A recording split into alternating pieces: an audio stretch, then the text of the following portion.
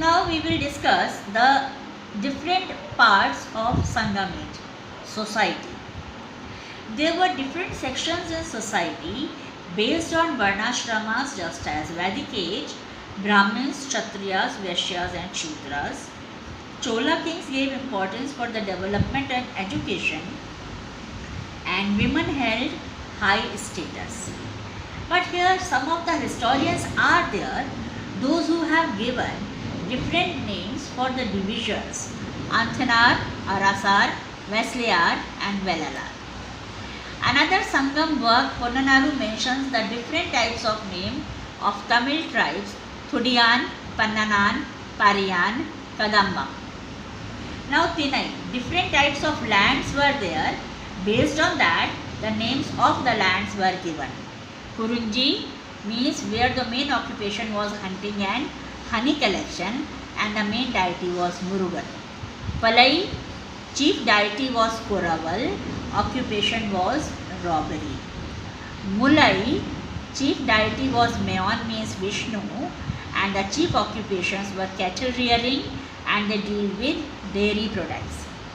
Marudam, chief deity was Indira and the chief occupation was agriculture. Nedyal, chief deity was Varunan and the chief occupation were fishing and salt manufacturing. Through the map, you can see different parts of the lands. According to their areas, their occupations were different.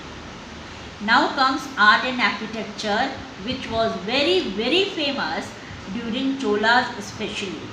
Brihadeshwar temple, you must have heard, that was brick temple and stone temple. Chola ruler Vijayalaya built temple at Natamalai. It is a stone temple and one of the finest example of early Chola temple architecture. Now other main parts are dress and ornament. Rich wore silk and fine cotton garments. Middle class people generally wore 2 pieces of cloth made of cotton. Women, they were very famous for their hairstyle and they used jasmine flowers to decorate their hair. Men and women used perfumes made of sandal flowers. Sangam literature, it showed different types of ornaments worn by both men and women, which were made up of gold, silver, pearls and precious stones.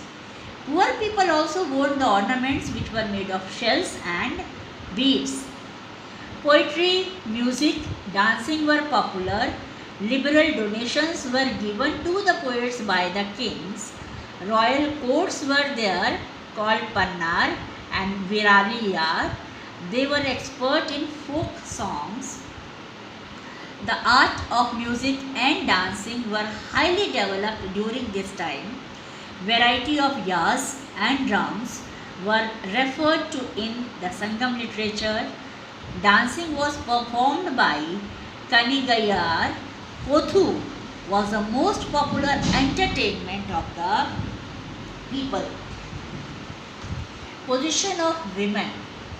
Plenty of information is given, just as women poet Avayar, Nachaliyar and Kakai Padiniyar flourished in this period, means very famous women names are this one.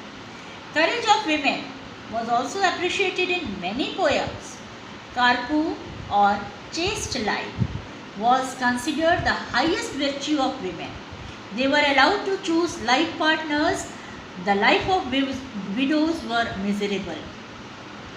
The class of dancers were patronized by the kings and nobles. Economy. It was simple and self-sufficient. Society had rich and poor, both type of people. Wealth included king and his known ones. Poor included farm laborers, musicians. Poverty was considered as a result of past actions, means if you did wrong deeds, you will be poor. People believed in earning money and living well, and they had many skill sets. Now comes trade. especially they followed the bottom system, which we have already studied in Vedic age or Indus Valley. They exchanged their commodities with their neighbors, and Mulai people gave their milk products to Marudhan people to get rice. Other region people exchanged honey with the people for getting fish and salt. Now, when so many good things were there in this age, then what was the reason why this age came to an end? So, towards the end of the 3rd century AD, the Sangam period slowly witnessed its decline. The Kalabhras occupied the Tamil country for about 2.5 centuries. We have little information about them. Then Jainism, Buddhism and Asivagam became prominent during this period, and slowly Sangam age was totally declined. So dear children, go through the chapter properly. Thank you.